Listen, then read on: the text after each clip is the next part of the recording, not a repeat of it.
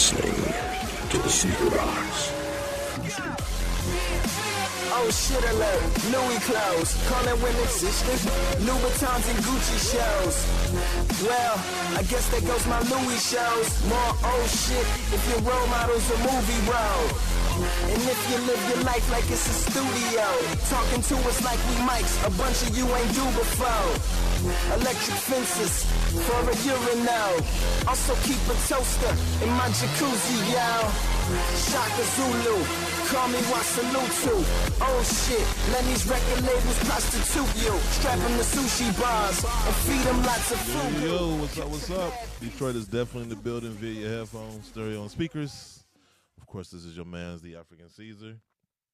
And we got another live show, the Sneaker Box Morning Show. Man, yesterday, oh boy. So I don't know if anybody saw or paid attention to it. Well, I'm guessing a lot of people did because it had kind of been making the rounds. Like, so the trophy room controversy, that thing refuses to die. That thing refuses to go away. And if you're Marcus Jordan, you got to be saying,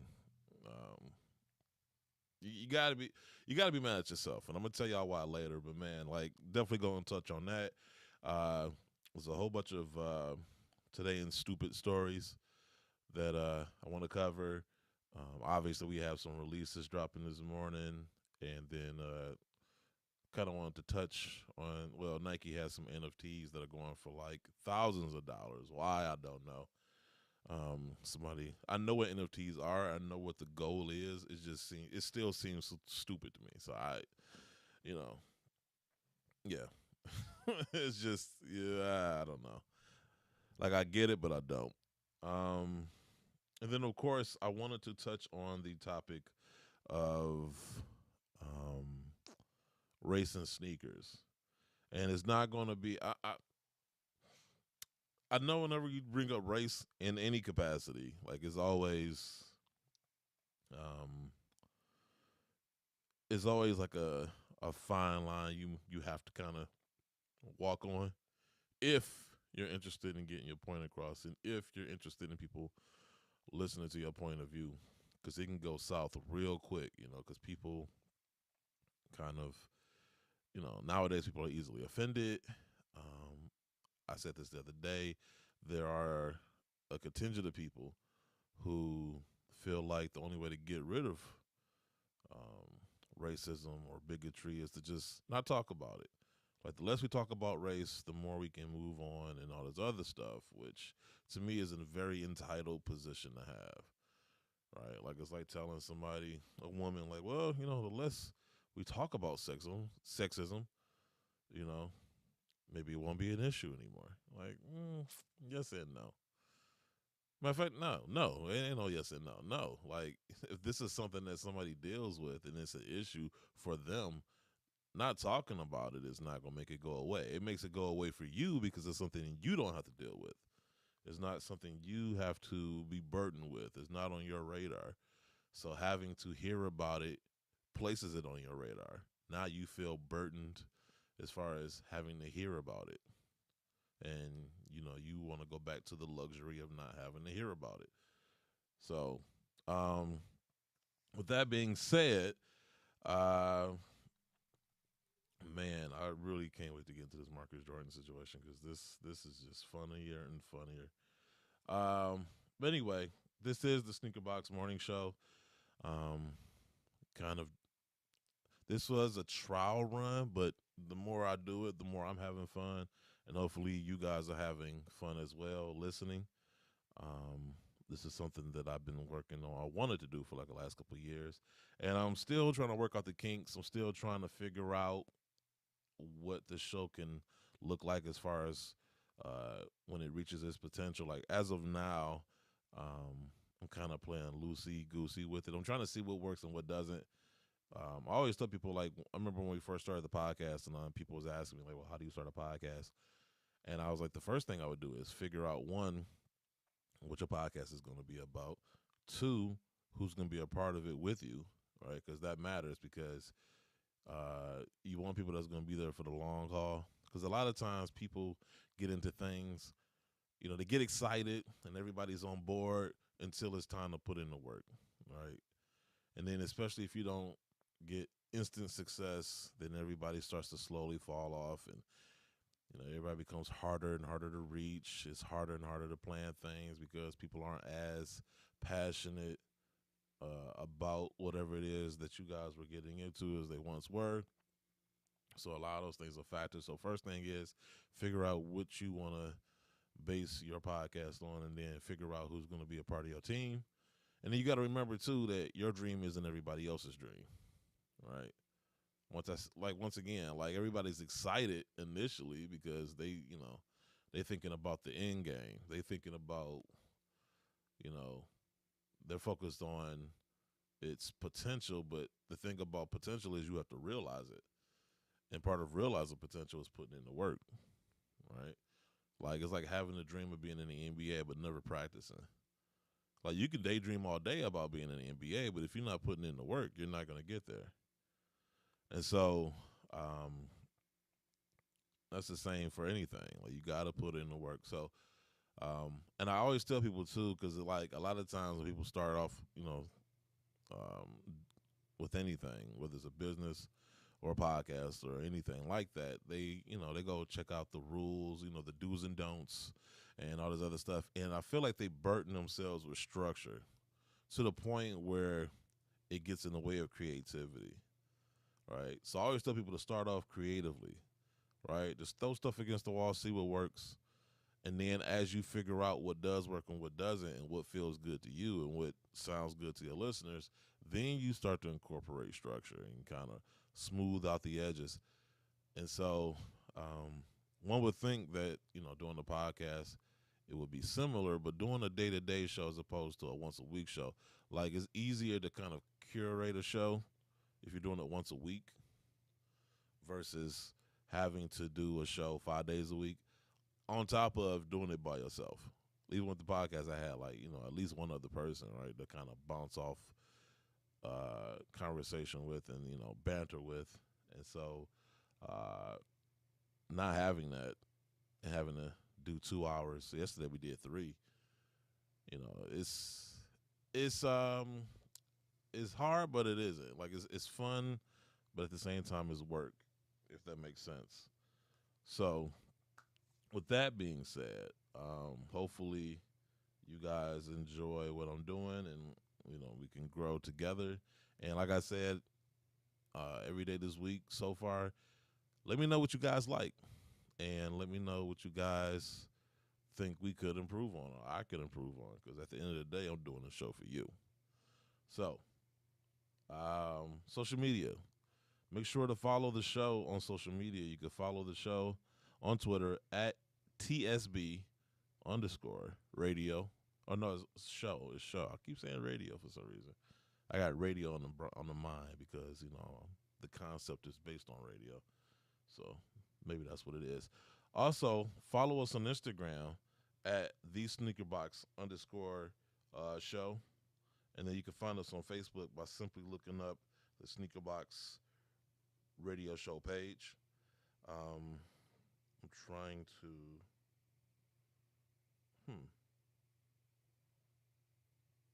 How do I? Okay, share. Yeah, I'm trying to put the link out there for social media, so get people to tune in. This is the point of doing it consistently at the same time, so that you can, like if you came Monday, Tuesday, and Wednesday, you gotta assume that Thursday I'm gonna be here as well. But anyway, wanted to get into the releases, knock that out. As a matter of fact, I'm going to mess around and try to get something during the show as well. Those 36s, I'm just going to call them the Celtics 36, even though how the brand has their own name for the shoes, and then we give it a nickname. Like nobody calls the white, black, and red 13s the white, black, and red 13s. We call them the He Got Games, right? Like that's just what we call them now. Even the 3s, we don't call it the white, gray, black, and red 3s, or we don't even call it the white and elephant print, or white and elephant print threes. We call it the white and cement threes, which makes absolutely no sense. Like it's a carry. It's funny because I feel like the fours, which came out after the threes, we called that the cement fours because it looked like cement. The gray kind of had that cement look, and I feel like that became a carryover somehow in reverse to the threes, and so now we just call it white cement threes. Or at least some people do, and it makes absolutely no sense, but it is what it is. And so we don't say white and elephant print threes; we say white and cement threes. Or I guess nowadays people might call it the free throw line threes. By the way, too, if you've been paying attention to the NBA playoffs, the Golden State Warriors, finally, it feels. I say finally because it feels like this could have easily went 6 or 7 games. The last 2 games felt like 3 or 4 games. Golden State. See, when they're playing great, when those shots are dropping, they're hard to beat. But when those shots don't drop, man, it's struggle ball at that point. And, Utah kind of exposed them. It's going to be interesting to see what they do in the next series against either the Memphis Grizzlies or the Timberwolves. For some reason, I feel like they'll have an easier time with the Timber. I don't know. Let me not say that. I think both teams. I don't think it'll be a sweep for either team, but I do think they will have an easier time with the Timberwolves just because they just seem immature and like the coaching has been suspect this entire playoff run.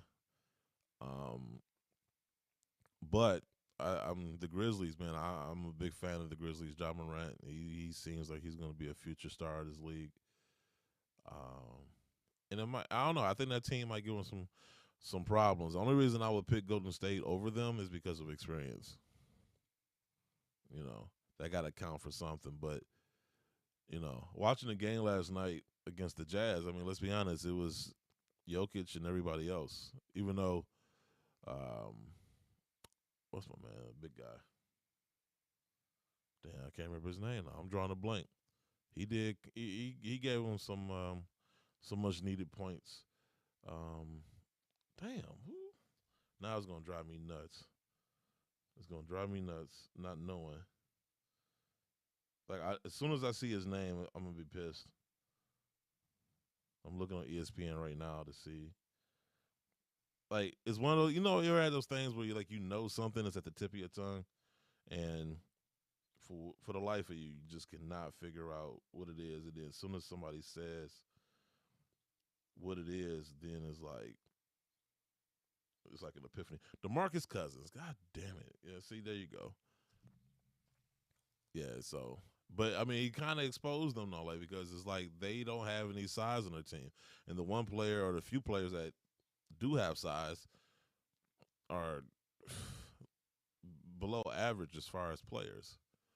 It was killing me though, like watching Draymond last night, because it was like almost like a 4-on-5. It was almost like Utah just knew he wasn't gonna try to score at all, and like he made almost 0 attempts to. Like he was kind of forced into a few shots, last night. But it was just like he would it'll be like they'll do like some type of pick and roll action, and he'll cut to the basket and then stop short, looking to pass the ball again, instead of cutting straight to the basket and trying to finish. And it was just annoying to watch. But they won, so on to the next round. Obviously, the Milwaukee Bucks just beat the brakes off of the Bulls last night. I don't think anybody. I mean, I think people thought Chicago would give more of a challenge. Maybe some people saw this going 4-1. I thought I could see it going 6 or 7 games. I mean, I still picked the Bucks to beat them, but I thought they would put up more of a fight. Especially, I think they split the first 2 games, right? So yeah, thought that would go longer. Looking forward to see, man. If there was a matchup that I'm looking forward to see, is going to be Bucks and Celtics.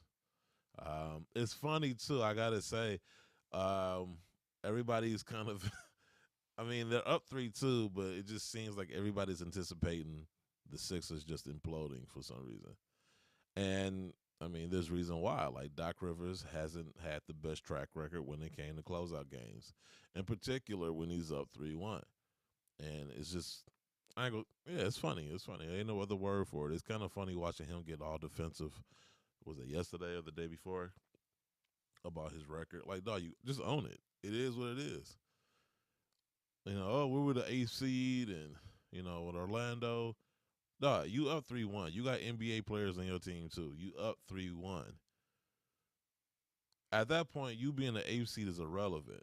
There's no reason why you should lose three games straight. You were able to get up 3-1, right? As an eighth seed. You mean to tell me you couldn't win one more game? Come on, man.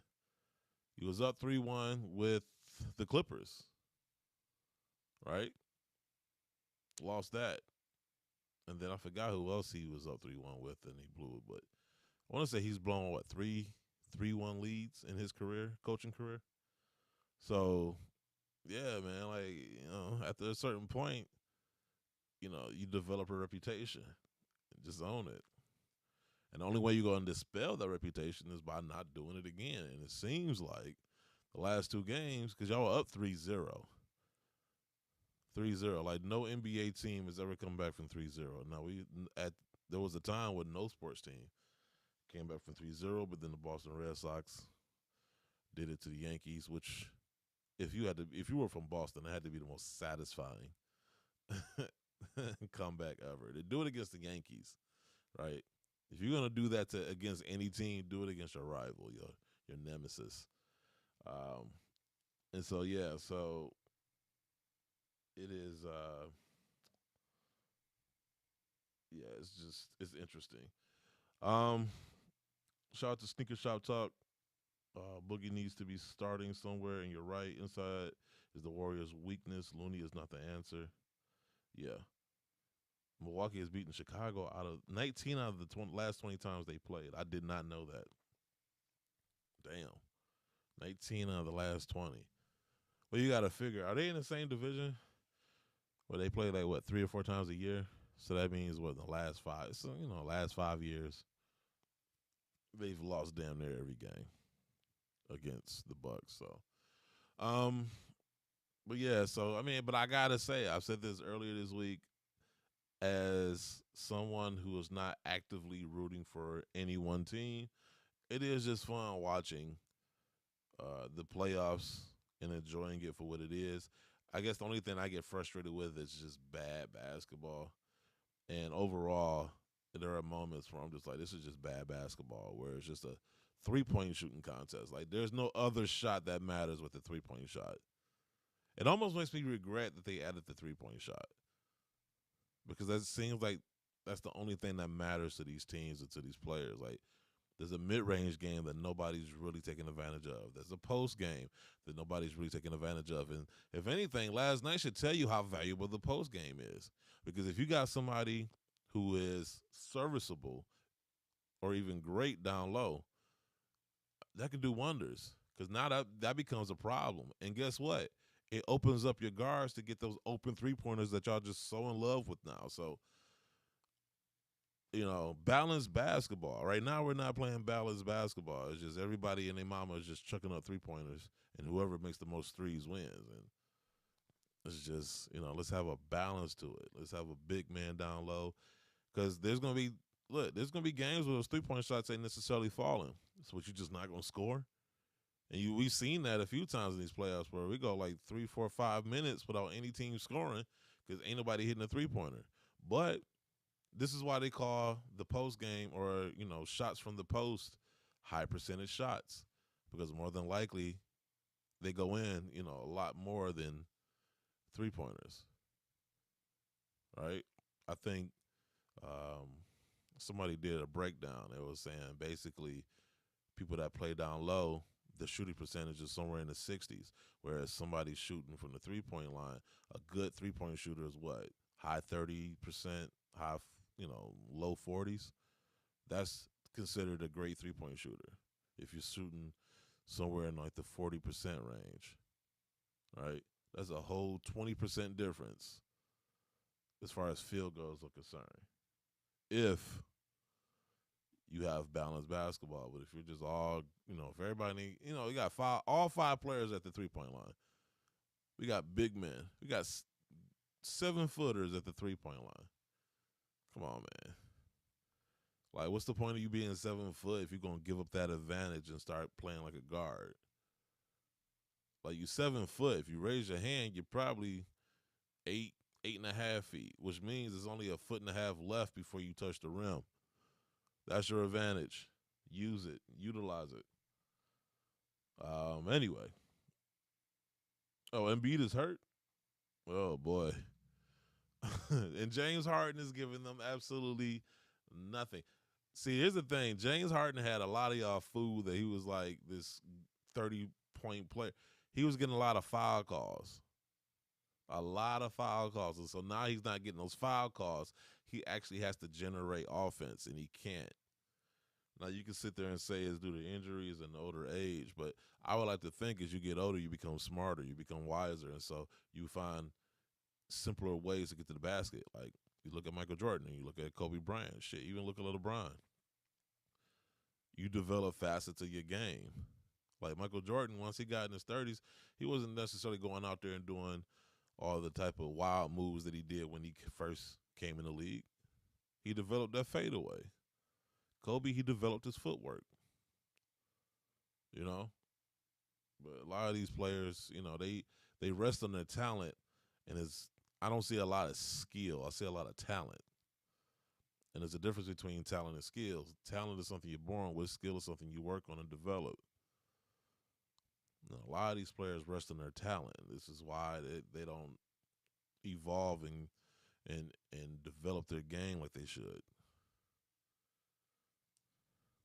But anyway, now I sound like I'm preaching.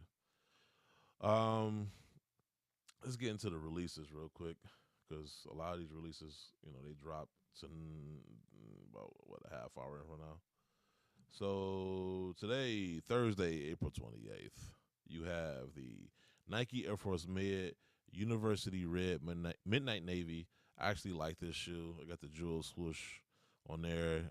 It's like a metallic finish to the shoe.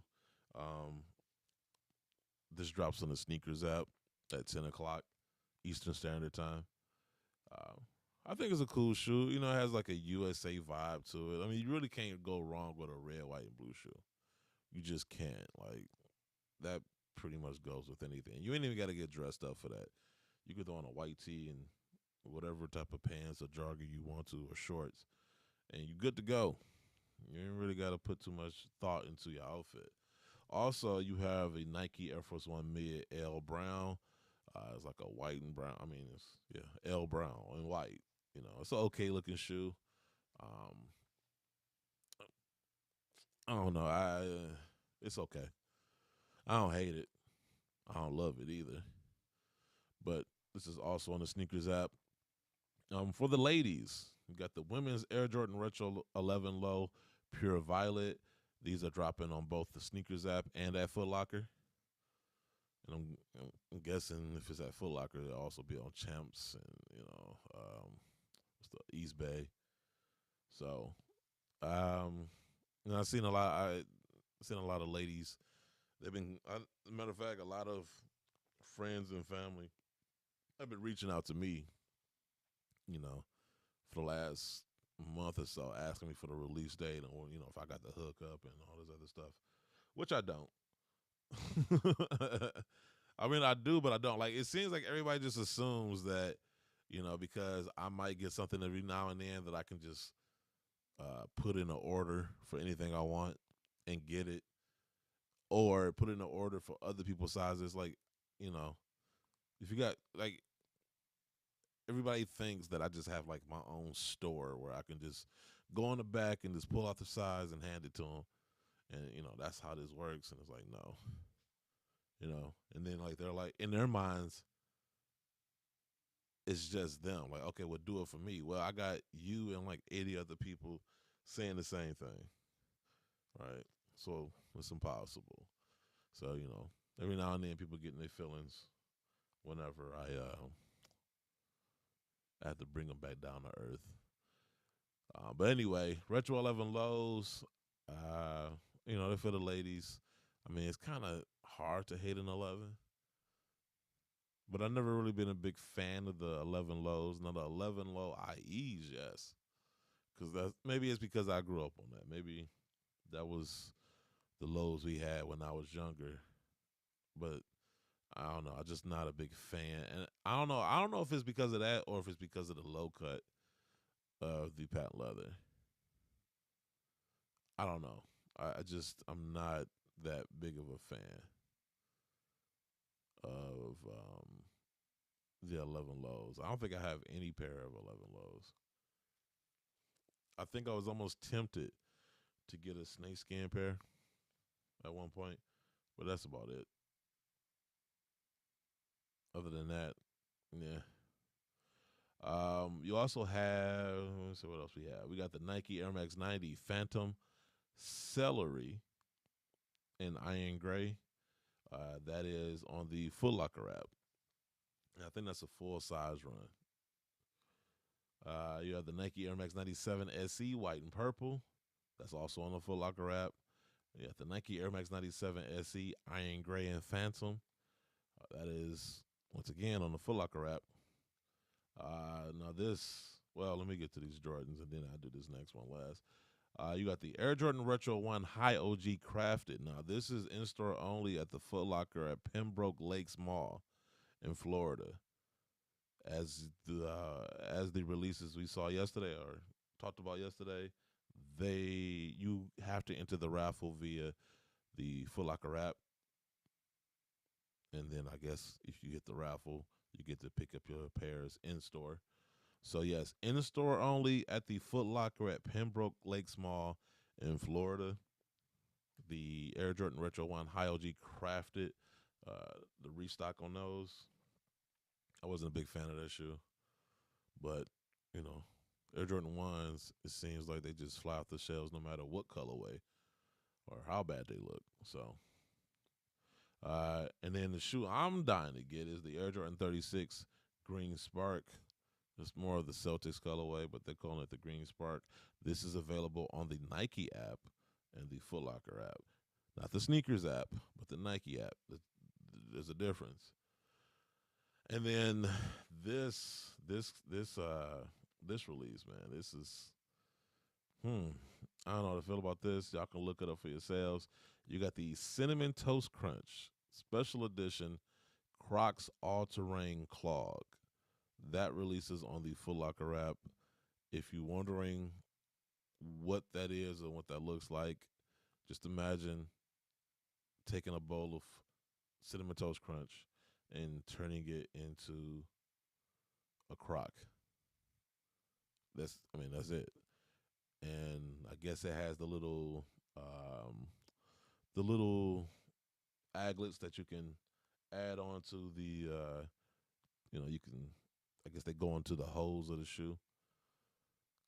Why? I don't know. That feels like more of a kid's thing.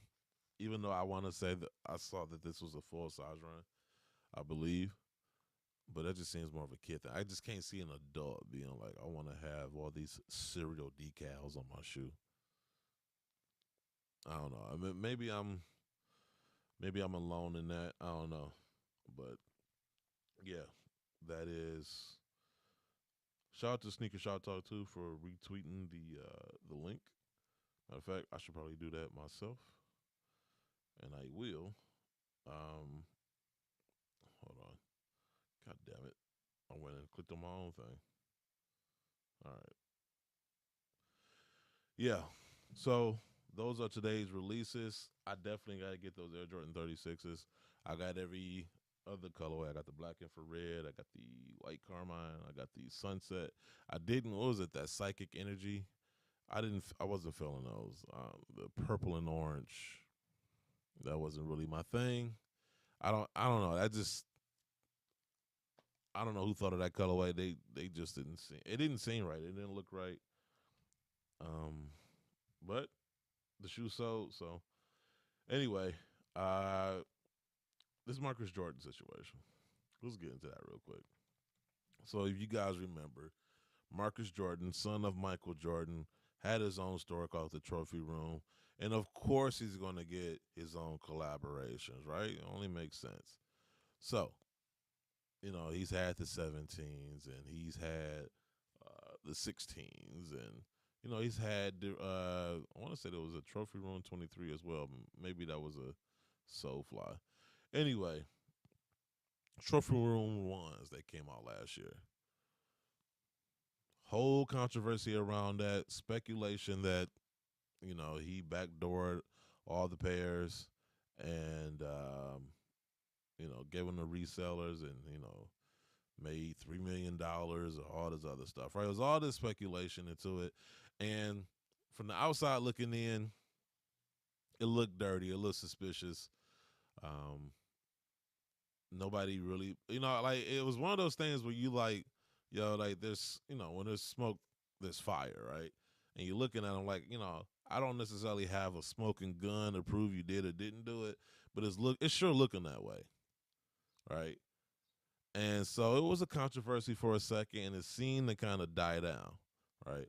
Now I will say this: I know for a fact that I knew back then. I knew for a fact that he backdoored it. I can't tell you how. I can't tell you my sources because that will definitely ruin any relationship I have with certain folk, and it might even, affect them negatively and all this other stuff. So, but I knew for a fact back then. So it's one of those things, and that's what sucks about doing this type of gig is that you get sources, you get connections, and you get firsthand information that you yourself are privy to, but you can't necessarily go to the public with.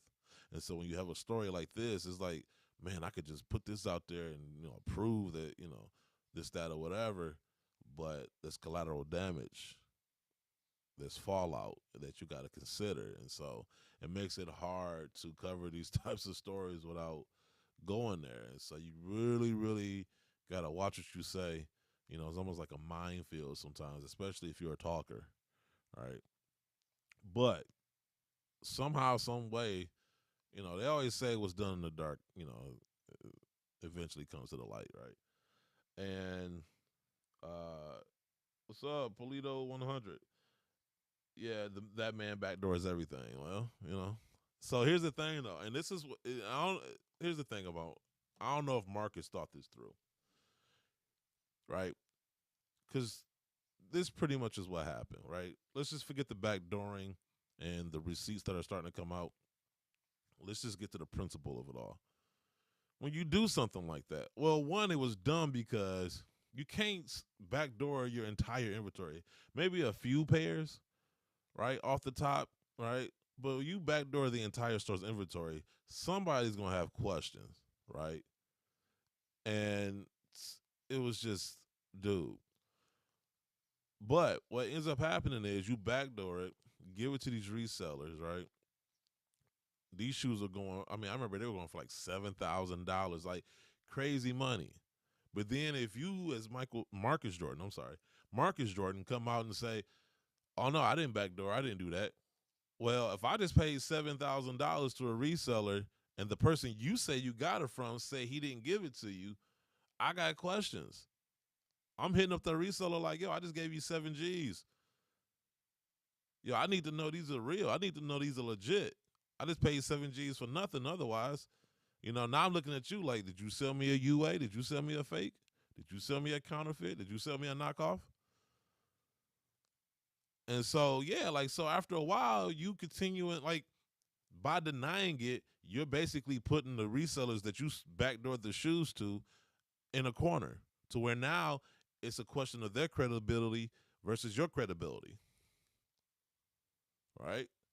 And so now what do you now you're seeing these resellers starting to pull out the receipts. And it's like, well, you know what? If you're going to try to put me in a box, you going in that box with me. Here's the receipts. So I forgot who the one reseller was. He went on a podcast and he talked about basically, they had like a meeting and it was other resellers, including Benjamin Kicks and some other folk. and they paid X amount of dollars for the shoes. As a matter of fact, Sneaker Fetish. Shout out to Sneaker Fetish too, because and that's what makes this whole thing funny is that Marcus is still in denial, and the more information that comes out, the more it looks bad for him. He still has a sickle fence. He still has his fans who are out here like, but why would Marcus Jordan, who's the son of Michael Jordan, have to do this? He already has money. Well, that's the thing. Like, this wouldn't be the first time that somebody who was well off did something stupid in the name of making more money. Like, it wasn't that long ago that the Trump kids, who are, all things considered, are pretty well off, were told to shut down a charity that they were taking money from. Now, why would you have to do that if you're making money? Right? Why would anybody do? Like, there's so many times.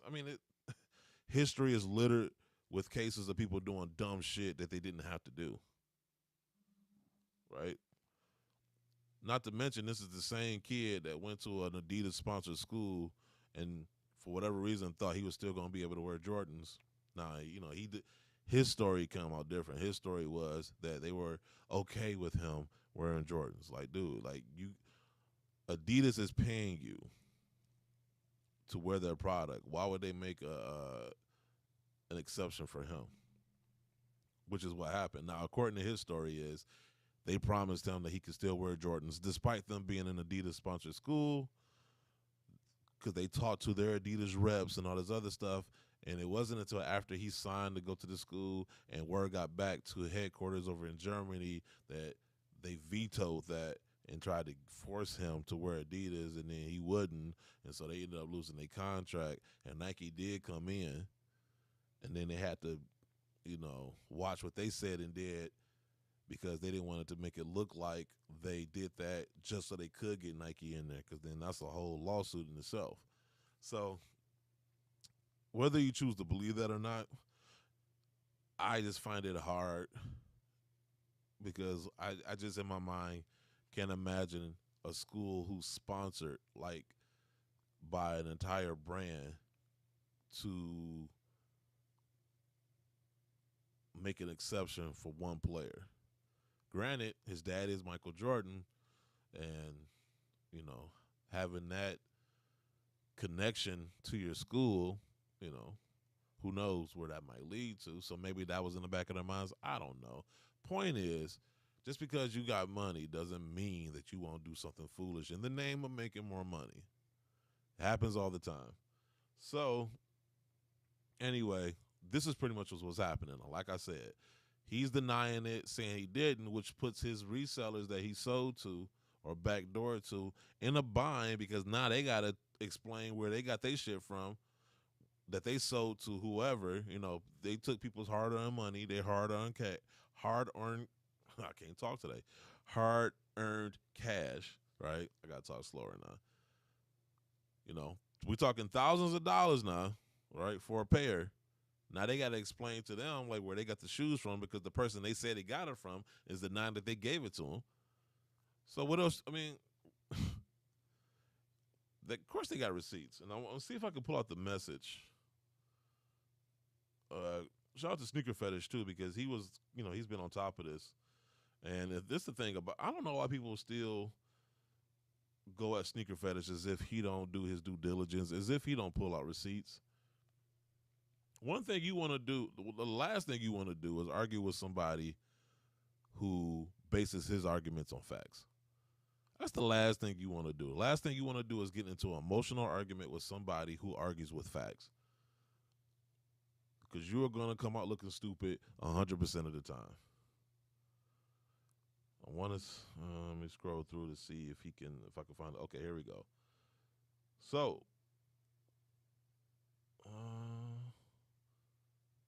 okay, so I feel like there was more to it. Matter of fact, I think Nice Kicks had the whole thread.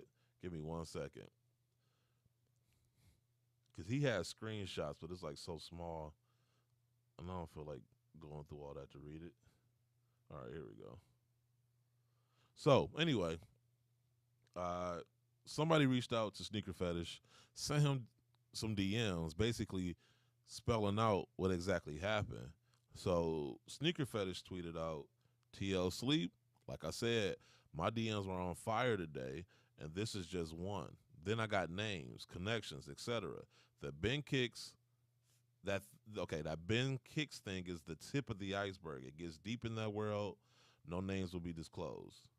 Marcus Jordan saw this and retweeted it with the caption, "Y'all so annoying with this shit. This all cap."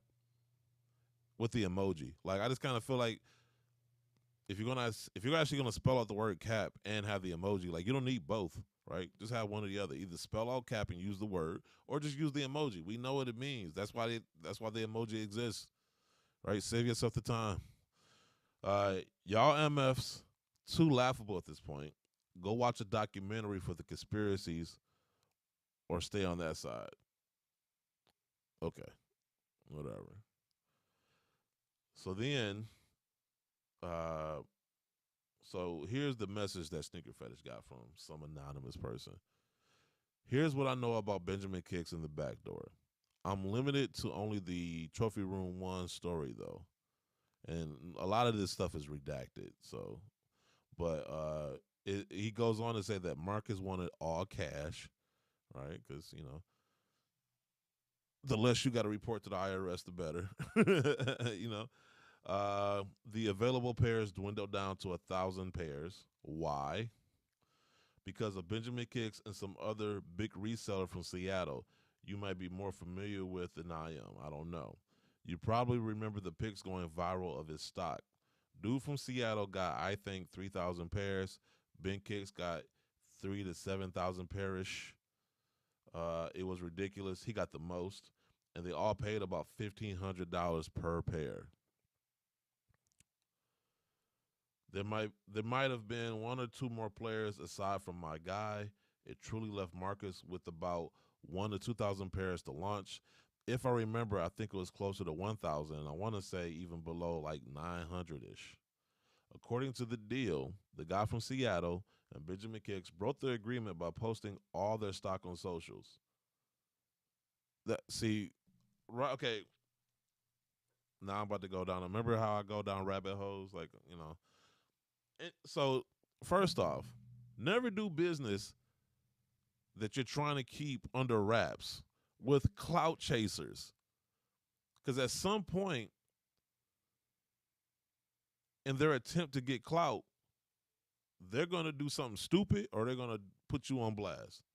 One of those two things are bound to happen, right?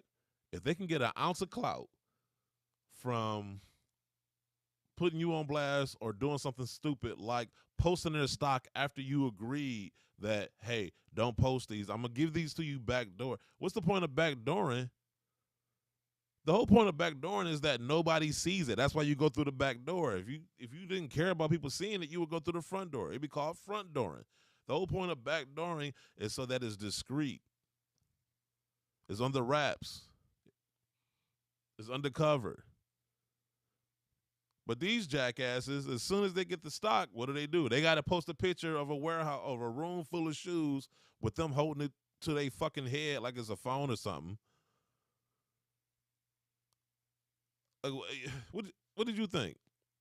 What did you think was going to happen when you sold it to Benjamin Kicks? Now, these other people, I don't know who they are. But we all know who Benjamin Kicks is. We know what he's about. We know what he does. This is a rich kid who's selling shoes for attention and for clout. And that's who you decide to do business with. Come on, man. Like, imagine if this was drugs, right? And I get a whole bunch of product from somebody, and the first thing I do is go on Instagram. Police already been looking at me. The police already been watching me because I'm out here dressing flashy, bringing attention to myself, doing all types of stuff. And then I do that. Come on, man. Bruh. People don't think. He goes on to say this isn't much else. Orlando was like a secret mafia meeting of the 5 families that week. LOL. Fun fact, Marcus blew $3 million at Vegas the next day. Damn. I'm sure they'll all deny LOL, but by definition of the sneaker game, this is by far the biggest backdoor ever, in my opinion. This is the first release I can say the people took a stance on resale and really made the price fall over time. The whole Blue Laces thing became a made up friends and family thing, and even convinced StockX to use friends and family when listing Blue Laces. They were going for 7K for the first few weeks, and a lot of reseller pairs were sold before Marcus even got his shipment of Blue Laces. Them fucking laces were flipping on eBay for over $500. Man, I wish I would pay $500 for some laces. Anybody that paid $500 for some laces, you a jackass, and you deserve all the all the ridicule that comes your way. You are an idiot.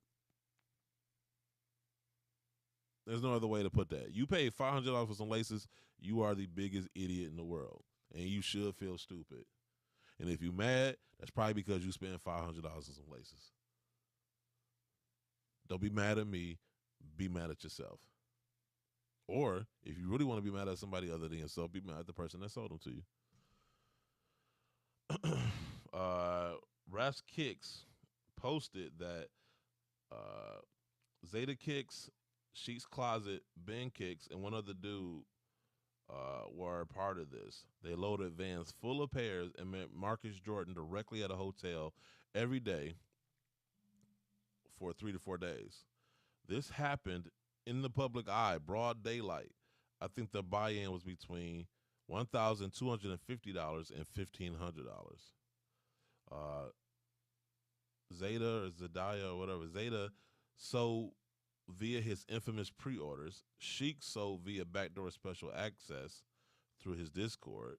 Ben Kicks, who knows? Okay, so he said Ben Kicks, who knows? LOL. He still owes people merch that hasn't been fulfilled for months now. But yeah, they all made like between $200 and $500 per pair sold, times 2,500 pairs each.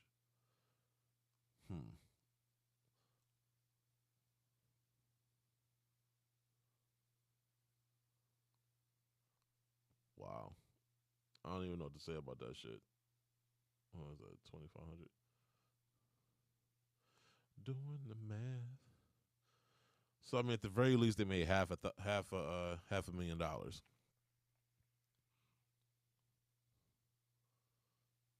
If they just like, so if they bought it for $1,200 and they sold it for 14, or if they bought it for $1,500 and they sold it for 17, they at least made $500,000 that day. If they had 2,500 pairs each. And it's just, I don't know. First of all, as somebody, I mean, there's so many people to be mad at, and there's so many things to be mad at. First things first, you Marcus Jordan, you Michael Jordan's son, you have the luxury of just starting a business and opening up a store and having a direct connection to Nike to where you can get product and you can have a collaboration, right?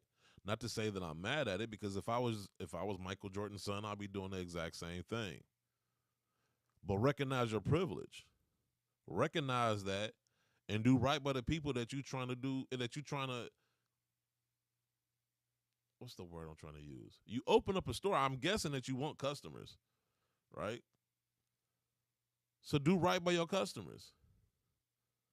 Why would I come in your store if I know I ain't got no chance of getting the shoes I want because you already sold it to some reseller? So now I got to go to that reseller and pay thousands of dollars. Right? Like, that's the thing that's infuriating about this Marcus Jordan thing. Like, okay, nepotism. Right? That's already going to irritate some people. But I get it. Like I said, like if I was him, I would do the exact same thing. I would open up a sneaker store. I would utilize my connections. I would do all that other stuff. But what I would do also is I would, do business right. I would do right by my customers. I wouldn't do my customers like that just so I can make a quick buck. You're already rich. You're already rich. And so, I mean, let's go with the whole thing that he made $3 million. Was that enough to tarnish your name? Was it worth it? Was the $3 million worth their credibility? Now, some people say, yeah, but that's people that don't have millions of dollars already. Those are people who don't have Michael Jordan as a father, right? Those are people who aren't born into wealth and privilege already. You were. You didn't need $3 million. You wanted $3 million. And you threw your credibility away for money you probably already had. And that's just sad. And then you lied about it. Like, that's the thing. Like, so you threw away your credibility by doing it, and then you ruined your credibility by lying about it. Instead of just saying, yeah, I did it. Or just not saying anything at all. Like, sometimes you ain't got to say shit. Right? You ain't have to say nothing to nobody. Let people speculate. That's all we can do. Right? Because if you don't say anything, we can't hold your feet to the fire. But as soon as you start talking and you do this interview here or you post this on social media there, right? People are going to do what? They're going to line up your words to see what words or what version of your story line up with the other version of the story that you told. And as soon as they find holes, they're going to dig. And then with you doing business with the people that you did business with, I'm not surprised that, you know, they came out and put you on blast. Or at least put you in a position to look stupid. Why would you be... Man, come on, man. Why would you trust a clout chaser to keep a secret? That sounds stupid. That don't even sound right. Man, I'm going to give this to you backdoor, but don't tell nobody. This man is known for letting everybody know he got inventory, he got stock. This man just came out and basically alluded that he's getting shoes from the brands, even though people that know, or people that's in the know, or people that's in the industry know that shit don't even make sense. The only people he can convince of that is people that don't know no better. If I didn't know how any of this shit worked in the industry, then yeah, I would be convinced because I don't know. You basically taking advantage of my ignorance. And there's a lot of ignorant people out there. Like I talked about yesterday, you had people actually trying to explain to me why a brand like Nike would try to, you know, utilize him to sell product when they don't even want to utilize businesses that's made them millions of dollars like Foot Locker. Benjamin Kicks ain't going to move enough product. He's not going to move enough product to even be in the ballpark with a Foot Locker. But Nike's going to step over Foot Locker to do business with Benjamin Kicks. Come on, man. That don't even make sense. That's just dumb. Anybody that believe that shit, you dumb too. Like, for real. Like, I mean, it's just dumb. I actually had somebody tell me that, and I'm still tripping off of this shit. Oh, well, you know, they trying to save money off of supply chains because if they just got to sell it to him and they don't have to take it to, you know, 10 different Foot Locker stores, they saving money. I'm like, this, you talking about a company that ships for free. For free.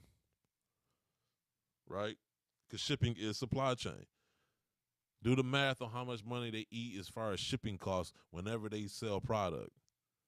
But they're going to try to save a few dollars. Right? Because Benjamin Kicks is only getting so much stock. So what? So let's just take your argument. So they get this. So at most he's getting 2 stores worth of inventory. So the shipping cost of saving gas or whatever else he thinks that they're saving, of not having to ship 2 stores. That's the end game for Nike, right? We need to really save $1,000.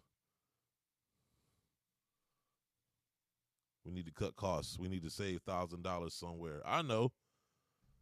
We're spending millions on shipping. Let's save $1,000 by giving Foot Locker's inventory to this guy. Like, when you say it out loud, it sounds dumb as hell.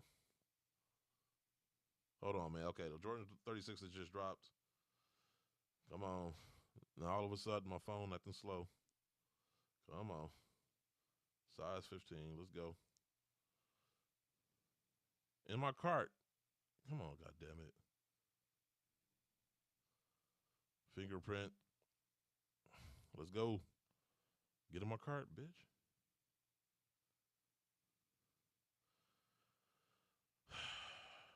Oh, standard shipping. Okay.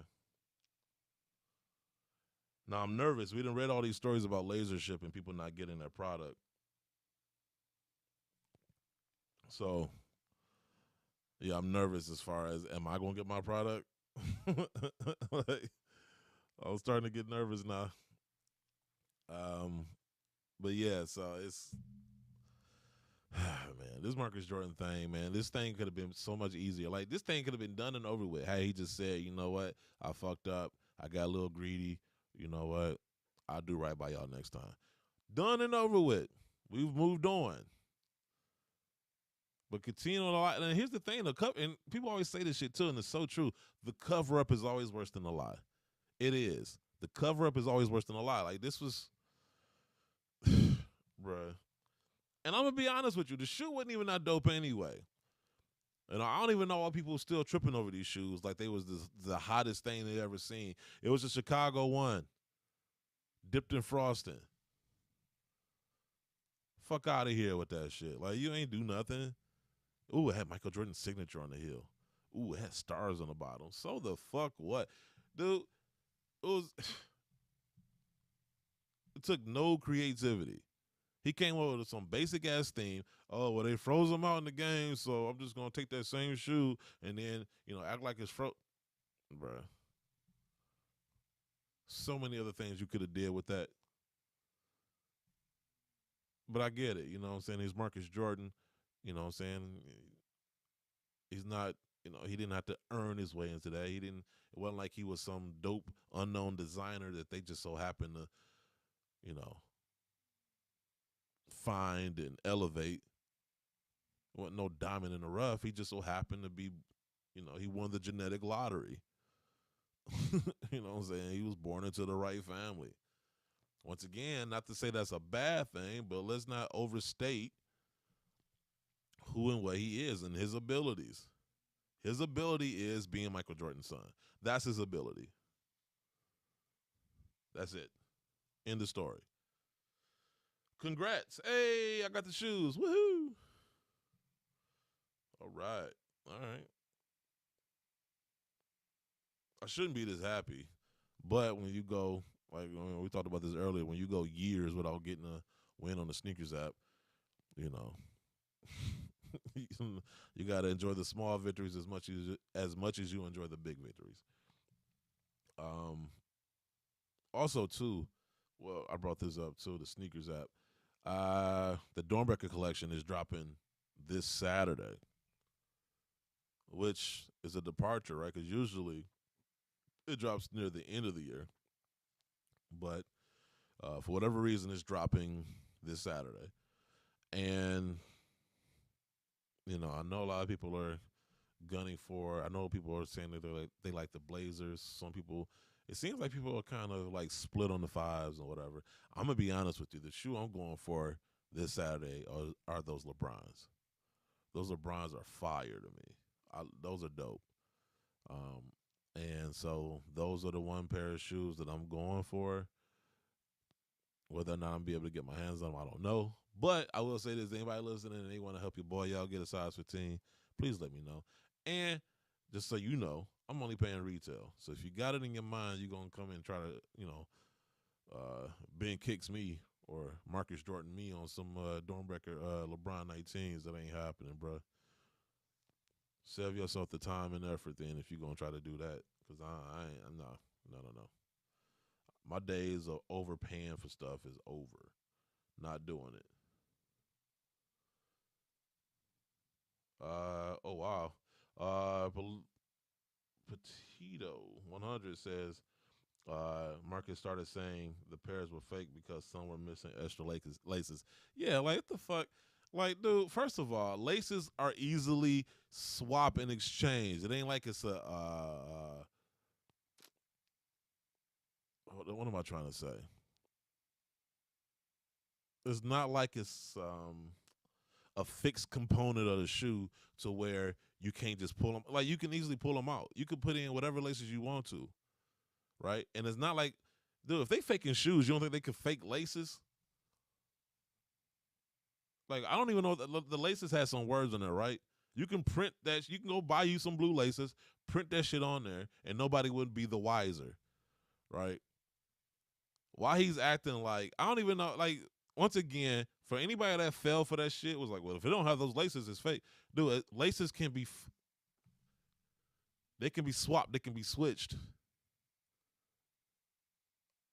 A lot, like, it's not like the swoosh on there that's sewn onto the shoe. The laces are not sewn on. How he was able to convince people that if it didn't have this type of lace, it's just done to me, man. It's beyond stupid to me, because it's like he didn't even try. Like, it was almost like people were just so willing to buy whatever bullshit he was selling that they didn't even think about what he was selling. That's the part that's driving me nuts. It's like, I've said it many times this week, is that people say things that sound good, but then when you think about it and you break it down, it falls apart.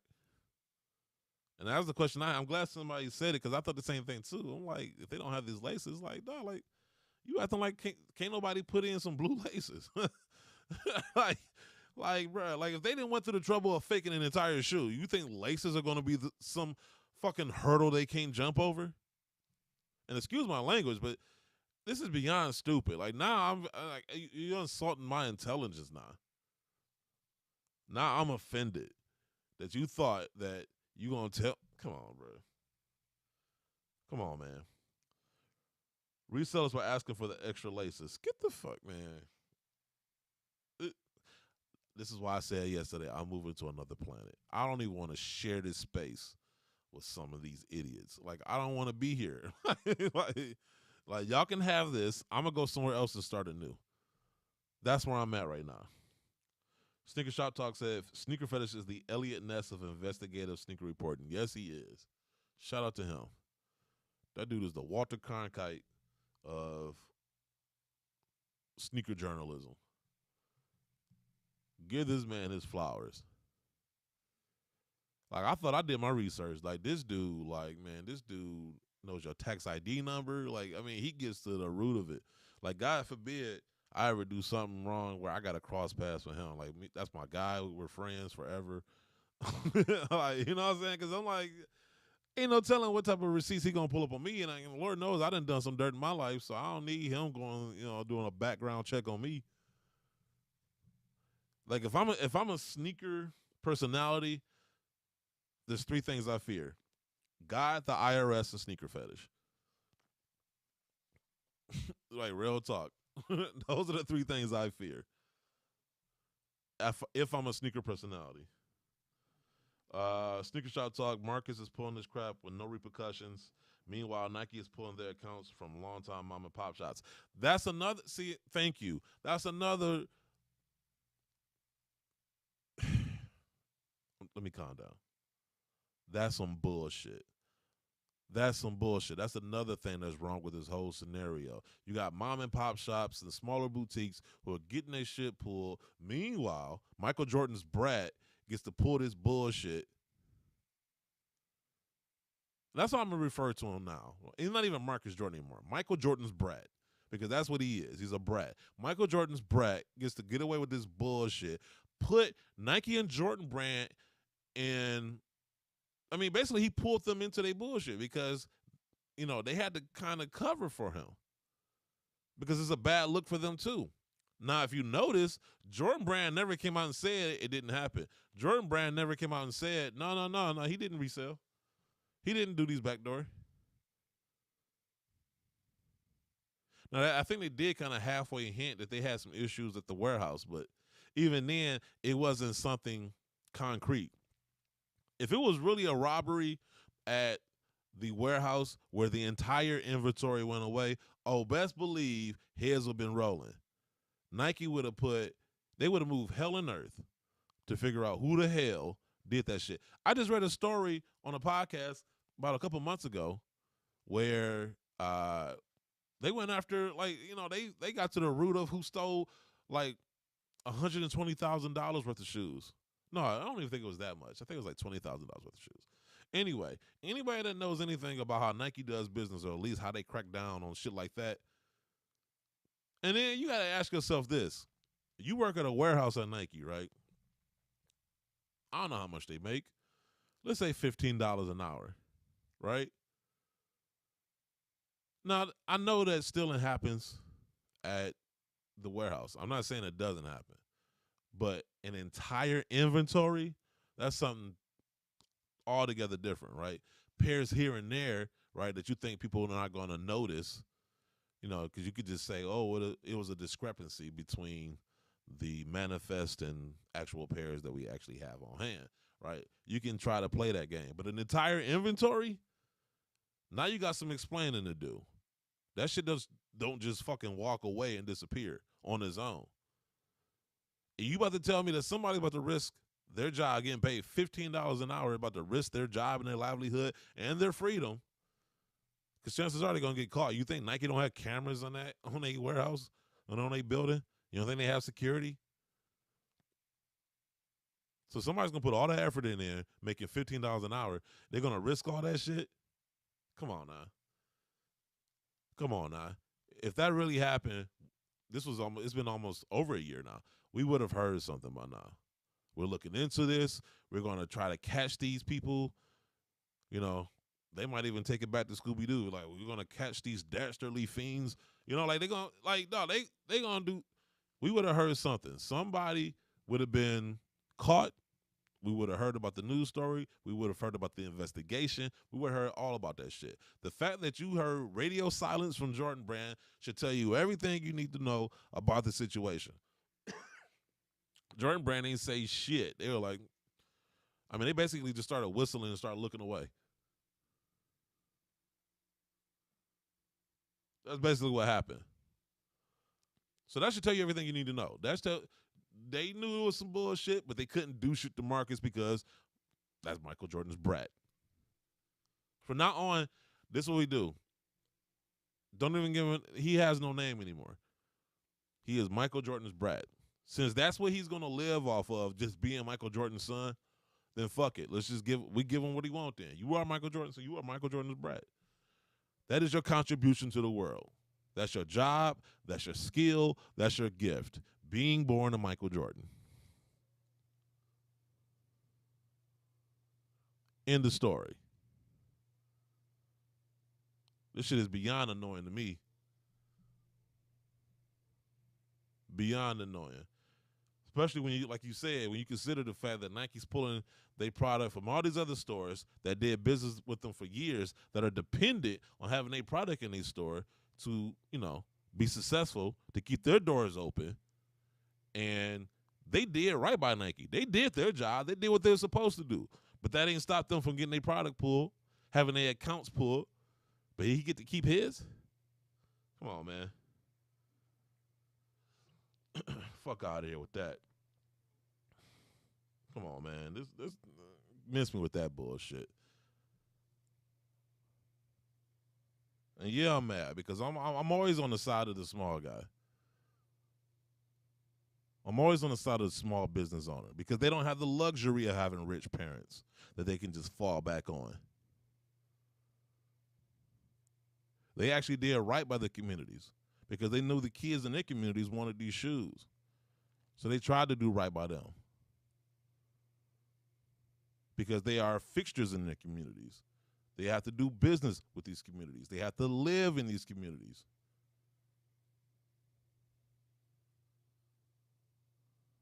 It's fucking ridiculous. Like, the more I think about it, the more mad I get because it's like, not only does he get to just skate on this, but he a liar. He a liar. He a manipulator. Like, he's just a whole bunch of things. Ain't nothing positive. Only thing I could say, the only positive thing about him is he's Michael Jordan's brat. That should be on his resume. Experience, Michael Jordan's son. Skills, Michael Jordan's son. Education, Michael Jordan's son. That's his resume. Just being Michael Jordan's son. That's it. The beginning and end of Marcus Jordan is Michael Jordan. You take away Jordan from his last name, he's just Marcus, and nobody gives a fuck.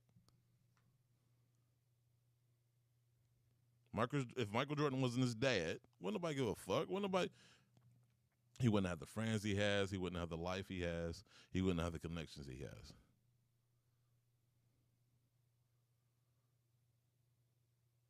Like, that's the thing that's annoying about him is the arrogance. Like, dude, you acting like you out here doing something. Like, you earned this shit. Like your abilities got you what you got. Not your last name, not your dad.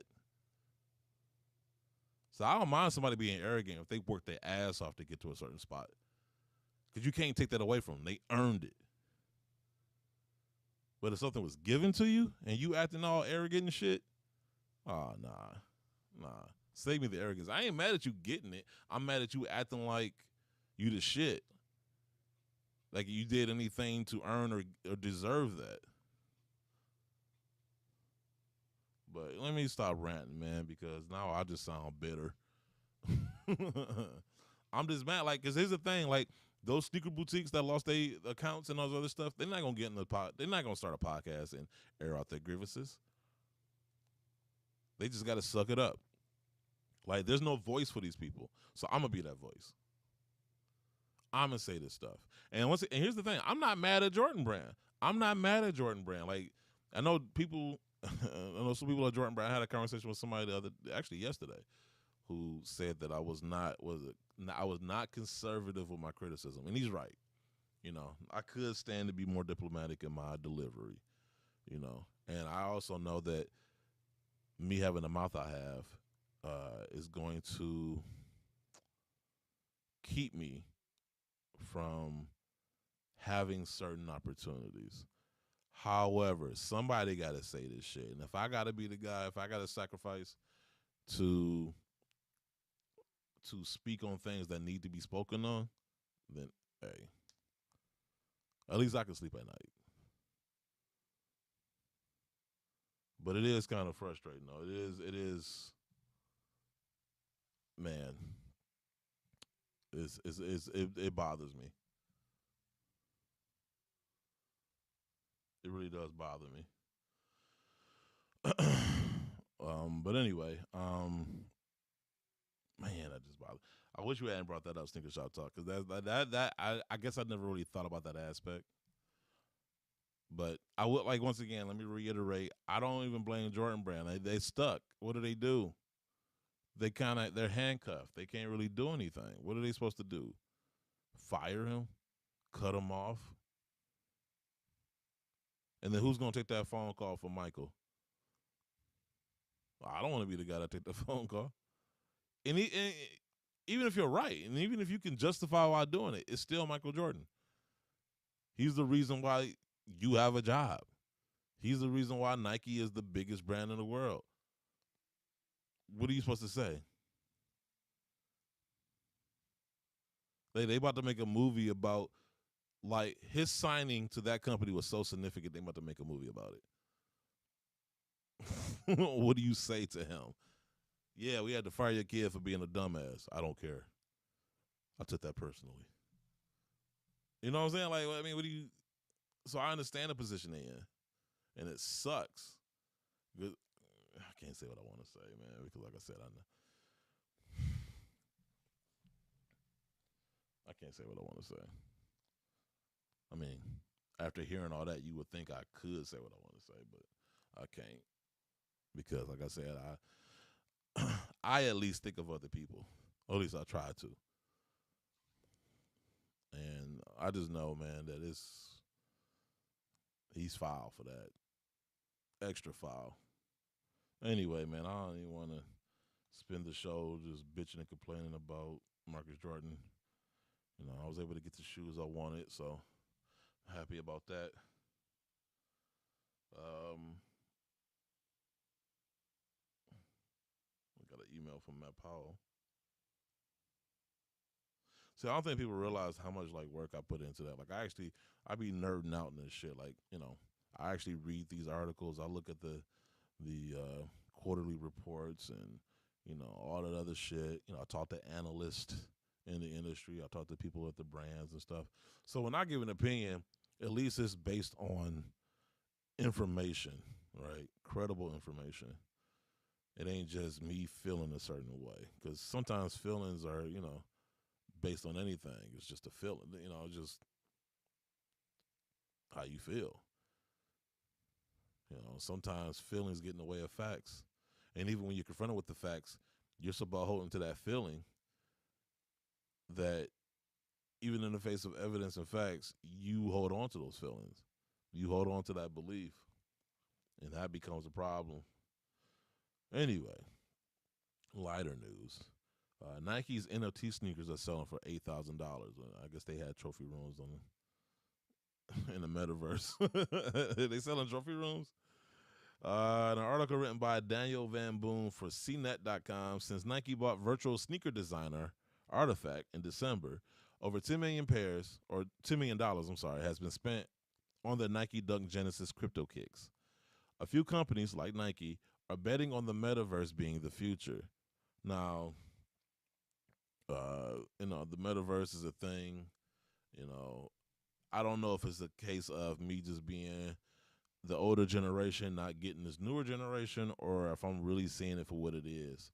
A big ball of nothing that everybody's hoping is the future, but doesn't really have any substance to it. It's all artificial. And you could theoretically make that argument about anything. Like, what makes gold valuable? What makes the paper we call money valuable? But those are all tangible commodities, right? Like, as opposed to something that's just out there in the ether. It's just there's a difference. And yeah.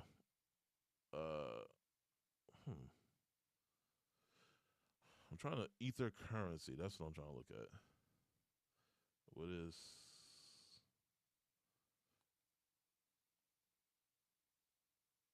the native cryptocurrency of the platform? Okay.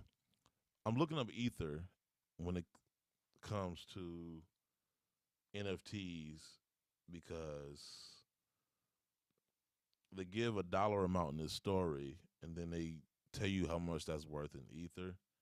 So let's read this. Recently, Nike and Artifact dropped the Nike Dunk Genesis Crypto Kicks, a collection of 20,000 NFT sneakers. Since they launched, crypto punters have been buying them for between $7,500 and $9,000, which is equal to 2.5 to 3 ether. So I guess 2.5 ethers is equivalent to $7,500, and 3 ethers is equivalent to $9,000. What's the math on that? That doesn't make sense. So an ether is worth what? Let me see. Clear. $3,000? Is that what it is? $3,000. So ether is, I guess, okay, that's what it is. I guess an ether is worth about $3,000. Their appearance can be changed with digital vials, which themselves are going for a minimum of $2,500, which equals 0.8 ether. Some vials are more common than others, and crypto kicks equipped with rare skins have gone for vast sums. One pair sold for $133,000, 45 ether. One alien vial, the rarest in the set, sold for $449,000, which is equivalent to 150 ether. Artifact says holders can perform certain online quests that will evolve the skins. As of yet, there are no announced plans for holders of these NFTs to receive real-life versions of the digital goods. That's part of the fallacy of this whole thing to me. Like, everything you buy exists strictly out there in the metaverse or online. That's it. You don't own shit. At least when you stream music, there's an option to download, right? So even if to say the internet's just fucking one day didn't work, you can still pull out your phone and listen to music, right? With this, it's just like it's just out there. Just if it's if there's a power outage, you don't have shit. You know what I'm saying? Like you don't own nothing. Where am I at? So yeah, so there are no announced plans for holders of these NFTs to receive real life versions of the digital goods, though a Snapchat filter was created so owners could wear their kicks in AR. I wish I would spend $7,500 for some shoes I can't wear but on Snapchat via their filter. What type of shit is that? That just sounds dumb to me. I'm sorry. I've even heard of people buying property. Like, online is infinite. Like, you can't live there. You know what I'm saying? You buying property. I live next to Snoop Dogg. Where? In the metaverse? Okay. All right. I got a car in the metaverse, but you catch the bus in real life. You know what I'm saying? Like, think about how you do. Like, so you spend all this money on a car in the metaverse, but you catch the bus in real life. Okay, that sounds smart.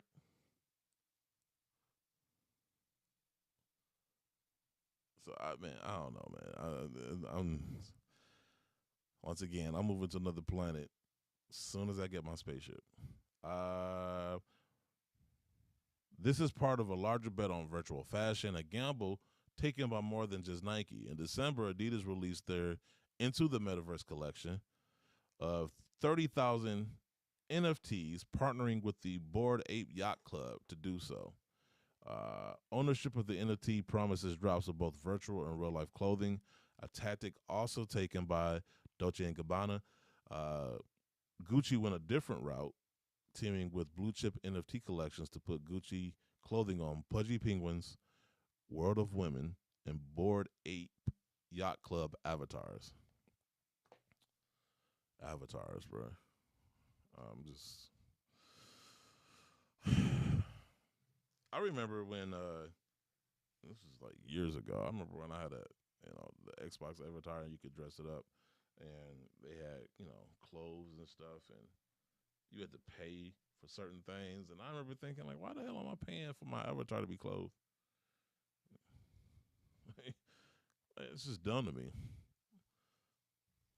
And I think I did end up unlocking some things, and I think I did unlock some Jordans, which is different, right? I don't even remember what I did to unlock them. I don't know. Maybe I have to beat a certain level on the game or something. But yeah, it's like, I mean, you see that now, like on NBA 2K. Like, instead of wanting to unlock it by earning, whatever it is you're trying to unlock by beating or doing something in the game, nowadays people just rather pay. I'd rather enjoy. Like, honestly, like, that was part of the fun of the game for me, was unlocking it, like trying to, beat whatever level of the game or achieve whatever achievement I had to achieve to unlock it. Like, that's part of the fun. But nowadays, everybody just want to pay for it and just get it over with, I guess.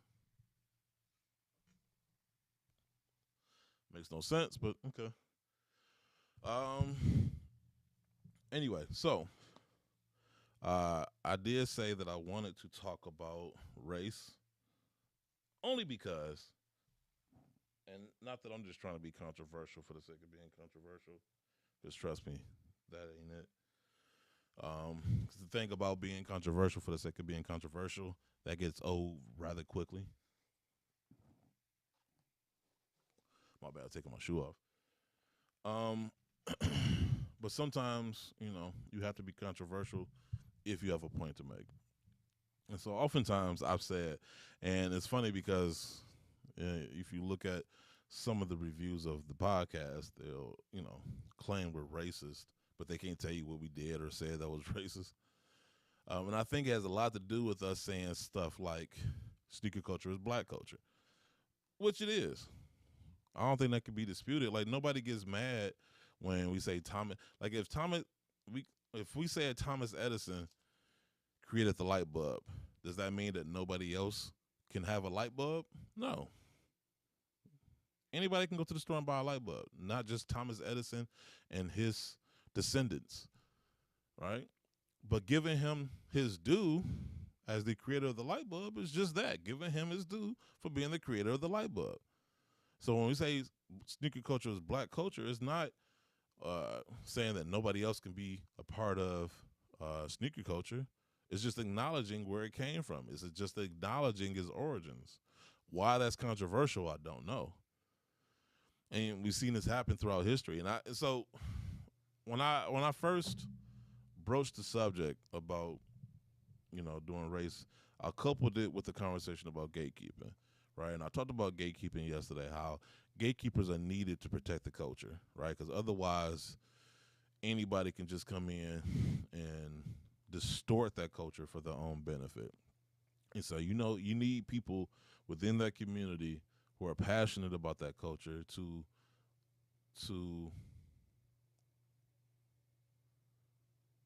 act as to actively maintain it, right, and protect it. And the reason I was going to couple it with race is because we've seen this as far as throughout history with black culture. You've seen it with rock and roll. You've seen it with jazz. You're starting to see it with hip hop. And so, the argument could be made that if we had more gatekeepers, we wouldn't have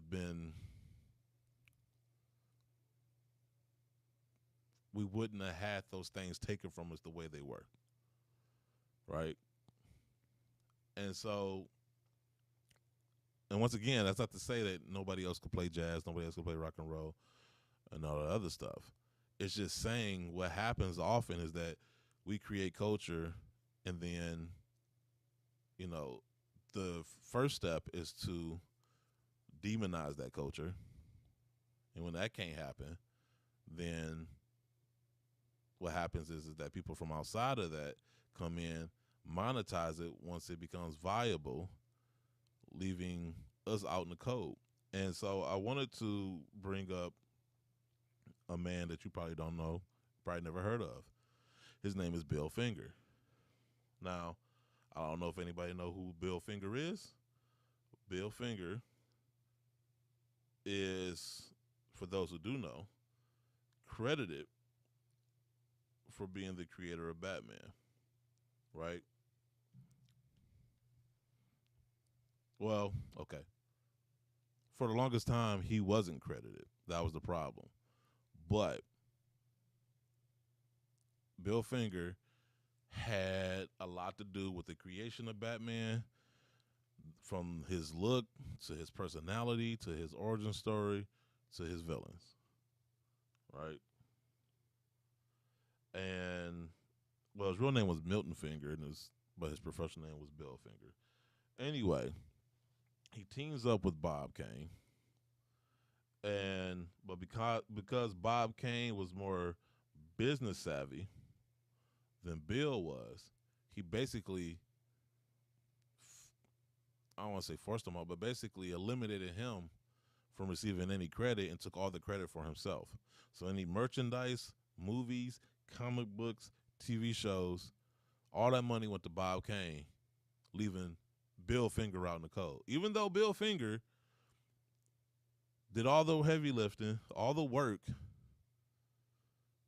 when it came to Batman, Bob Kane took sole credit basically for his entire life. And so, anyway, long story short, Bob Kane goes on to make millions of dollars. I mean, it's Batman. Y'all know how big Batman is, right? He makes millions of dollars, millions and millions and millions of dollars. Meanwhile, Bill Finger is so broke. He's so broke that he's buried in a pauper's grave. They didn't even have his name on the tombstone. It was a number. That's how poor he was, right? Dude created one of the most successful comic book franchises ever and died so poor that they couldn't even afford to give him a tombstone. It was just a small square with a number. That's how poor he died. Bob Kane had millions. Bob Kane could have paid for the burial costs. Didn't care. Right? And why am I bringing this up? Too often, we as people of color are often relegated to the Bill Finger role, where we'll create something like culture around something just for someone else to come along and play the Bob Kane role, monetize it, pillage and pilfer the culture we created for themselves, leaving us out in the cold while they get all the money, while they reap all the benefits, while they get all the credit. I mean, I already seen this personally happen. We started the podcast. Nobody wanted to do it. I pitched it to Nice Kicks. I pitched it to Complex. Nobody thought it was a thing. Oh, no, a podcast on a thing. And then what happens? We build it up the podcast. We do it ourselves. It becomes a thing. And instead of those companies reaching back out to us and saying, hey, we want to work with you, what do they do? Look at Complex. They found two of the whitest, lamest people on their staff and was like, all right, we're going to give you guys a show. Then when that didn't work, they added Trinidad James. And then when he left, they added Joe LaPuma.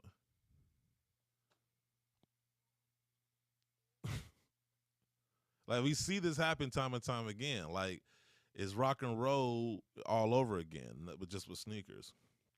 And we see this happen where, you know, we have to cause a stir to bring attention to certain things. Like, I talked about this on the podcast about how the industry treated their black employees. Like, I talked about how Adidas, you know, they had black employees. It got so bad where black employees were literally being told, hey, don't sit and talk in too large of a group because it's making your white coworkers nervous. Why are you nervous? We're all professionals. It shouldn't matter if it's 5, 7, 10 of us talking in a group. Why are you nervous? What is there to be nervous about? Right?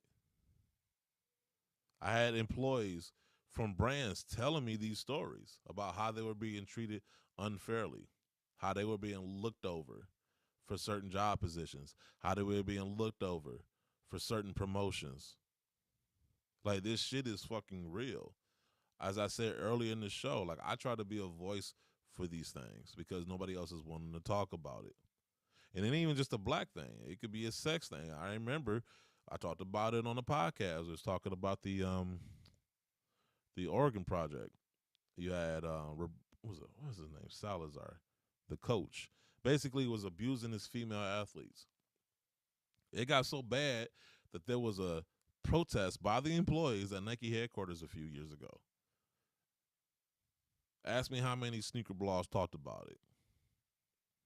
None of them. Why would they? They're in bed with these brands. They don't want to rock the boat. They want to get free product. They want to have access to certain individuals. They want to be invited to events. And see, this is where, you know, when people tell me, and so this is why when people tell me I'm not conservative with my criticism, or they use that as a reason sometimes to deny me opportunity to do certain things, this is what I bring up. Like, I have to talk about these things because these things are important. Yeah, we can sit up here and we can talk, you know, about our favorite shoes and all this other shit, you know, top 5 this and all that other stuff. But there's some real shit going on there that affects real people. Right? And if I don't talk about it, then who? Not these blogs that y'all paying off. They're not going to give you any real criticism. The only time they give you real criticism is when everyone else is giving you criticism. So when they give it to you, they're just a part of the crowd. But they're never going to be the ones to stand up and say, hey, no, that's wrong. Hey, no, that's fucked up.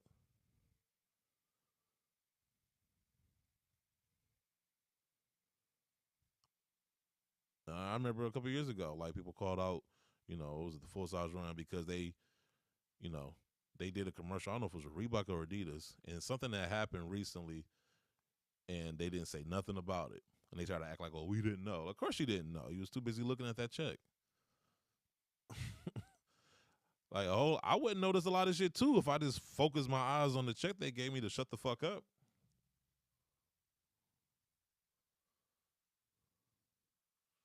Sticker Shop Talk, Bob Kane sounds like he's the comic book version of Ray Kroc. That's exactly what he was. Exactly what he was. Look it up. So I'm just saying this to say, you know, like the stuff that's going out there that affects real people, like race, like sexism, like a lot of things. And, you know, turning a blind eye to it, ignoring it, pretending it doesn't exist does not make that stuff go away. And it doesn't make it it doesn't make it any easier for the people that actually have to live and be burdened by it. Talking about it, discussing it, airing it out, and coming to some type of resolution is what gets rid of it. Otherwise, the perpetrators get away with murder, like, because there's nobody holding them accountable. And this is why, like I said, this is why I say these things, because nobody else will. So that's why, like, okay, I know I'm missing opportunities, but at the same time, I know I'm speaking up for somebody else.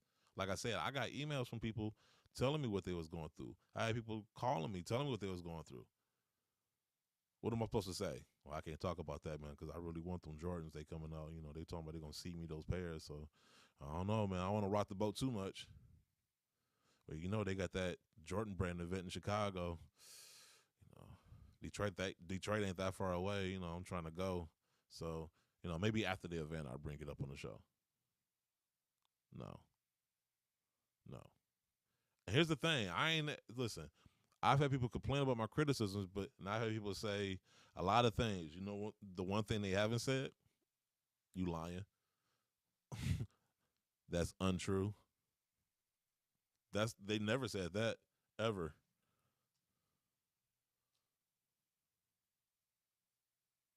So that's all I wanted to really say. And so, like, I was just, you know, so, like, I just feel like when people talk about gatekeeping, like, my mind instantly goes to, as a black man in this culture, knowing where it started off at. Like, knowing that we used to get clowned for spending money on shoes. You know, knowing that, you know, people were getting shot over shoes. Knowing, you know, a lot of things, knowing that it wasn't just buying sneakers from us. It was a way of life. It was fashion. It was status symbol. It was a lot of things that we kind of created around it. Like, I mean, at this point, it's almost like a Venn diagram between sports, sneakers, and music. And so, like, you know, just it's weird how much sneakers intersect to other things. Like, we did a interview with Ben Kirby. Like, sneakers intersecting into religion. You know, he started the page Preachers and Sneakers, and he was using sneakers as a vehicle to jumpstart a conversation about money, fame, and clout in religion, in particular, televangelism. But he was using sneakers to do it. And so, like, you know what I'm saying? So, like, sneakers have become this vehicle to get into a lot of different areas, have conversations about a lot of things. And yeah, like, you know, I remember Adidas came out with the shoe that had the ankle, the shackles. You know, it's just like, wow, okay, all right. You know, and so, yeah, you know, I remember, what was it, Under Armour? You know, I remember they had the designer, his name was Tim Coppens, white designer talking about he wants to go for a ghetto aesthetic. Never lived in the ghetto, but, you know, to him, ghetto was like a color from a crayon box to him. And so when people hear me, and I know people are going to be like, oh my God, you know, get over it. You know, they're going to try to downplay it like it's not that big of a deal. Yeah, to you, because it's nothing you have to deal with. It's just something you don't want to be burdened as far as hearing about. You don't want to be lectured about it. Right? Like, oh, this again? Yeah, this again. Because some of us have to live with it. Not just hear about it, but live with it. And so, yeah, so don't be surprised. And that's part of the reason. Well, I ain't going to go there. All I'm going to say is this. Don't be surprised because notice how nobody did a podcast until we did it. Notice how nobody in that whole time frame thought of doing a radio show at all, right? Now notice how I'm doing it and I'm trying to develop it and those other stuff. Now watch everybody else. What's going to happen is there's going to be a period where they're going to watch and see what I do with it, and then they're going to come up with their own version of it. Because they're never going to ask me to do it. Because all people know how to do is copy and paste. Repackage. Just repackage what already exists and just put their own logo and name on it. That's why content was getting stagnant, because nobody was thinking outside the box. Outside of unboxings, shoe reviews, sneaker closet, videos and all this other shit. Wasn't nobody doing anything unique or different. It's the same old, same old. So, anyway, that's my spiel. I'm pretty sure I'm about to get more, reviews. Oh, he's racist because he brought up racism. Like, that's not how this works. Like, just like if I bring up bank robberies, that doesn't make me a bank robber. Like, that's just dumb logic. If there's a string of bank robberies and I bring that up out of concern, that doesn't mean that I am promoting bank robberies. No, that is me bringing up a concern that I want addressed. What are we going to do about this? Anyway, there are some stories. Shout out to Sneaker Shop Talk, because that's my go-to. Anytime there's like crime-related stories, I don't know how he does it, but he does it. This dude just scours the internet looking for just crime-related stories about sneakers. This one, hundreds of sneakers stolen from Miami storage facility. An article written by Brandon King for SneakerShopTalk.com. A Southwest Miami-Dade storage facility was the location of a burglary, with multiple units being hit, including one unit containing hundreds of pairs of expensive sneakers.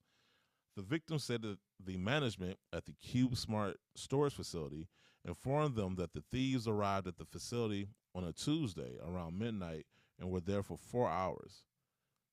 Man, usually, robberies are in and out. For them to be there for 4 hours, they had to be pretty comfortable knowing that, at least as far as security was concerned, there wasn't none. A few of the victims indicated that they feel the security at the storage facility was lacking. There you go. Adding to that, it does seem that the facility management further dropped the ball by not immediately informing victims of the burglary.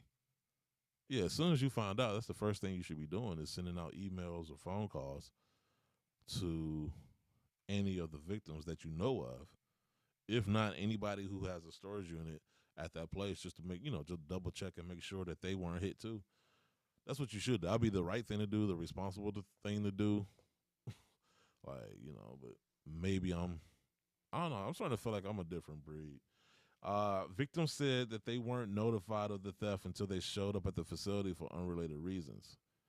So basically, they just happened to show up, and then they're like, oh, yeah, by the way, your unit was robbed. What? And when were you going to tell me this? One victim said that they found out because they just so happened to stop by to pick up 4 shoes that they had to ship out that day, and they saw the crime scene tape. Okay, there you go. Imagine going to your storage unit and just seeing yellow tape. It says crime scene. Door ripped off and just empty boxes discarded all over the place. The victim, whose unit contained sneakers, said that he had more than 300 pairs of sneakers in his unit, but the thieves only left like 80 pairs behind. Now, anytime we read these stories where people claim to have been robbed, and when the police ask them, okay, what was stolen?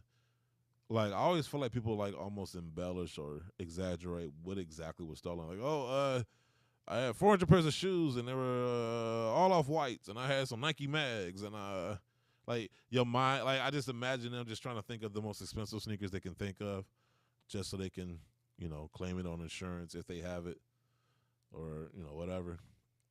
But anyway, he said that only the modestly expensive sneakers were taken, estimating he was out of $100,000 worth of footwear. Okay. So 300 pairs. I just want to do the math on this again. Hold on. I'm doing a lot of math today. I don't know why. Like I didn't come into this show thinking I was gonna do all this math. But so yeah, 220 pairs stolen. God damn it. Okay, let's do this. $100,000 divided by 220. So he's basically alleging that he had 220 pairs stolen that were each worth $455. I don't know about all that. Because if you got a sizable collection like that, not everything is fire. Not everything is heat. Like there's some general releases in there. There's some basic shit in there. Not everything is worth $400+ dollars. Some sneakers are only worth 100, 150, retail, whatever. So I don't know, man.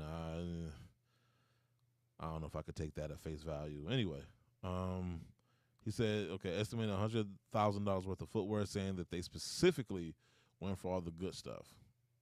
I mean, it was there for 4 hours, so they had time, I guess. He said the incident has made him conclude his time with sneakers, saying that he was going to sell what was left. Individuals with information pertinent to this case are asked to call Miami-Dade Crime Stoppers at 305-471-TIPS. Information can also be submitted anonymously. Tipsters could be eligible for a reward up to $5,000. So, if you know anything about what happened there, you're trying to make enough money to get you some trophy rooms, that would be that'd be the way to go. Sneaker Shop Talk said that he used to work in a storage facility, and this did the opposite of what you're supposed to do in a break-in situation. I believe it. Like I said, I would think one of the first things you do is, once you realize that your facility has been robbed, is reach out to the owners of the units.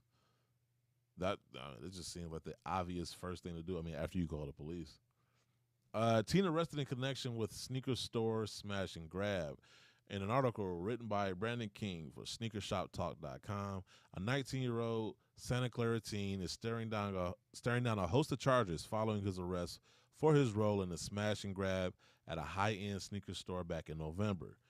Gregory Jefferson was arrested at his Pittsburgh home, where, according to Santa Clara County Deputy DA Mike Vittmar, Santa Clara police found 30 boxes of luxury sneakers, clothing, and even hangers with the name of the store, Fix Kicks. Police also found and seized a ghost